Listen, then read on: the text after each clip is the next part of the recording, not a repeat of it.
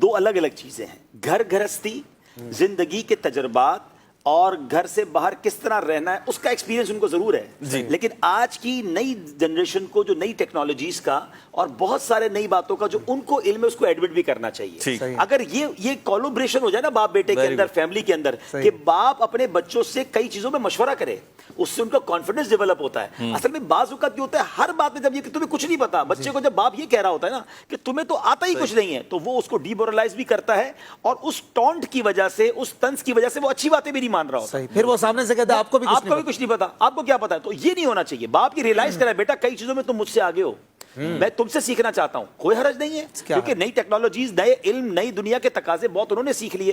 جب آپ کچھ باتیں ان کی سنیں گے نا گیو اینڈ ٹیک کے ساتھ, کانفیڈنس دیں گے, تو اب وہ بیٹا بھی آپ کی, بیٹا دیکھو تمہاری بات میں نے مانی نا, یہ بات مجھے نہیں آتی تھی, لیکن میرا تجربہ زندگی کا یہ کہتا ہے تم یہ کام کرو گے تو تم نقصان اٹھاؤ گے. تو ہم دونوں ایک دوسرے کے تجربے سے فائدہ اٹھاتے ہیں. اشفاق بھائی, اس سے اتنا اچھا گھر کا ماحول بن جاتا ہے کہ والد بچوں کا انسپیکٹر بننے کے بجائے دوست بن جائے, ماں اپنی بچی پر صرف قانون نافذ کرنے والا ادارہ بننے کی بجائے اس کی سہیلی بن جائے. بلکہ میں نے ایک بہت پیاری کتاب میں بات پڑھی کہ آپ دوست بن جائیں اس سے پہلے کہ بچوں کے برے دوست بن جائیں. صحیح, کیونکہ بہت ساری باتیں بچوں سے آپ نہیں کرتے, اس بارے میں کہ یار شرم آتی ہے یا بچے اور میرے میں بریک گیپ ہونا چاہیے, مگر جو باتیں آپ کو کرنی چاہیے تھی پھر باہر سے وہ سیکھ کے آ رہا ہے اور غلط سیکھ کے آ رہا ہے. آپ اتنے فرینڈلی ہو جائیں اپنے بچوں سے کہ آپ کا بیٹا آپ سے دوست کی طرح بات کر لے, تو وہ اپنے راز بھی بتا دے گا, اپنے پرابلمز بھی بتا دے گا. کئی پرابلمز وہ باہر دوستوں سے اسٹریٹ پہ شیئر کرتا ہے جس کا اسے غلط, غیر شرعی اور غیر اخلاقی جواب مل رہا ہوتا ہے. الحمدللہ میں نے آپ کی اور آپ کے فادر کی بھی میں نے کیمسٹری دیکھی ہے.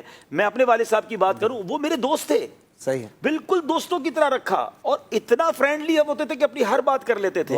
تو اس کی وجہ سے جو کانفیڈنس لیول ہے نا وہ بہت اوپر چلا جاتا ہے. تو ہمیں اپنے بچوں کے ساتھ بھی یہ معاملہ, لیکن ایک ایج, سرٹین ایج کے بعد یہ آ جاتا ہے, چھوٹی ایج میں ہے, ابھی بچہ 8 سال کا ہے, 12 سال کا ہے, اور والد 42 45, اتنی ایج گیپ کے باوجود یہ چیز ہو سکتی ہے. کر سکتے ہیں. دیکھیں آپ کو اپنے کیلیبر آف ڈسکشن کو نیچے لانا پڑے گا. آپ 40 سال کے ہو کر کے میرا بچہ کیوں نہیں سمجھ رہا, وہ ہے ہی 8 سال کا.